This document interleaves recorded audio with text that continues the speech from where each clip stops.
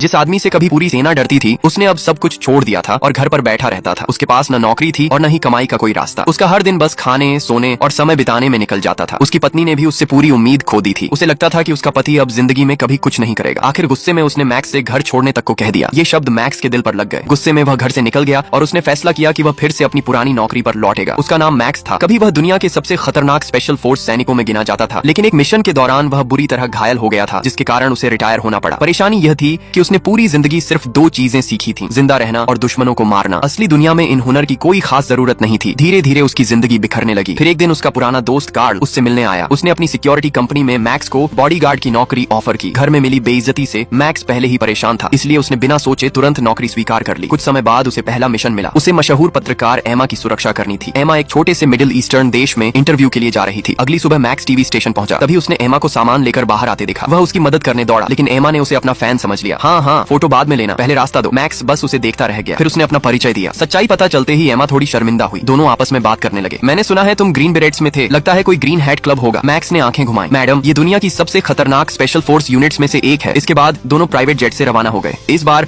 एमा को उस देश के राष्ट्रपति का इंटरव्यू लेना था। एयरपोर्ट पहुंचते ही राष्ट्रपति खुद उनका स्वागत करने आया। उसने गर्मजोशी से उनका स्वागत किया, फोटो खिंचवाई और मजाक भी किए। उसे देखकर कोई नहीं कह सकता था कि यही वही क्रूर तानाशाह था जिसकी बातें पूरी दुनिया करती थी। एमा भी यह देखकर हैरान थी। इसके बाद सभी लोग काफिले के साथ राष्ट्रपति भवन की ओर निकल पड़े। रास्ते में राष्ट्रपति और एमा हंसते हुए बातें कर रहे थे, जबकि मैक्स चुपचाप आसपास की हर चीज पर नजर रख रहा था। तभी काफिला एक पुल पर पहुंचा। अचानक एक जोरदार धमाका हुआ। पूरा पुल आग और धुएं से भर गया। विद्रोहियों ने चारों तरफ से हमला कर दिया। सुरक्षा गार्ड कुछ समझ पाते उससे पहले ही वे मारे गए। एक पल के लिए मैक्स भी हैरान रह गया, लेकिन अगले ही सेकंड उसका असली रूप सामने आ गया। वह तुरंत ड्राइवर की सीट पर कूदा, गाड़ी का कंट्रोल संभाला और तेज ड्रिफ्ट करते हुए एक रॉकेट से बच निकला। फिर उसने एक्सीलेटर दबाया और गाड़ी सीधे विद्रोहियों की तरफ दौड़ा दी। कई हमलावर वहीं ढेर हो गए। इसके बाद मैक्स गाड़ी से बाहर निकला और अकेले ही पूरी फायरिंग लाइन का सामना करने लगा। कुछ ही मिनटों में सभी हमलावर मारे गए। उनका खतरनाक हमला पूरी तरह नाकाम हो चुका था। अब पहली बार एमा ने मैक्स को अलग नजरों से देखा। उसे समझ आ गया था कि मैक्स सिर्फ एक बॉडीगार्ड नहीं था,